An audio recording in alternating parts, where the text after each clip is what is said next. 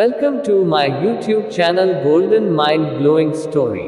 एक बार एक वैज्ञानिक ने एक टिड्डे को पकड़ा और उसे अपनी आवाज पर छलांग लगाना सिखाया। वैज्ञानिक टिड्डे से कहता कूदो, टिड्डा उसके आवाज सुनते ही जोर से छलांग लगा देता। अब वह वैज्ञानिक था तो प्रयोग करना बनता ही था। उन्होंने टिड्डे की छलांग पर प्रयोग किया। वैज्ञानिक ने उसकी एक टांग तोड़ दी और फिर बोला कूदो। अब टिड्डे की छलांग की दूरी कम हो गई। वैज्ञानिक ने उसकी दूसरी टांग तोड़ दी और फिर बोला कूदो। टिड्डे की छलांग और कम हो गई। अब तोड़ी गई उसकी तीसरी टांग, फिर छलांग की दूरी और कम हो गई। एक एक करके बेचारे टिड्डे की सारी टांगें तोड़ दी गई। अब आखिरी टांग टूटने पर जब उससे कहा गया कूदो तो वह हिल भी नहीं पाया।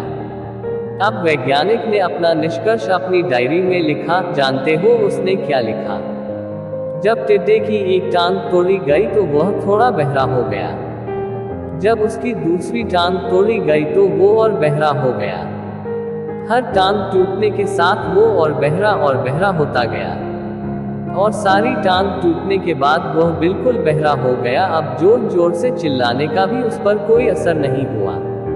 वो तो अपनी जगह से हिला तक नहीं, छलांग लगाना तो दूर की बात थी। इस कहानी को सुनकर सभी को ऐसा ही लग रहा है ना कि क्या मूर्ख वैज्ञानिक था, इतनी सीधी सी बात उसे समझ में नहीं आई। या कुछ लोग ये भी सोच रहे होंगे कि ये तो किसी बच्चे को भी पता है कि टिड्डे की छलांग उसके टांग टूटने की वजह से कम होती जा रही थी, ना कि वह बहरा हो गया था।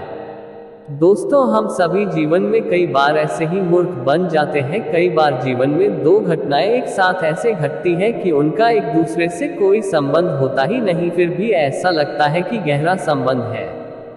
कभी कभी दिखता कुछ और है लेकिन समझ कुछ और आता है और वास्तव में होता कुछ और है।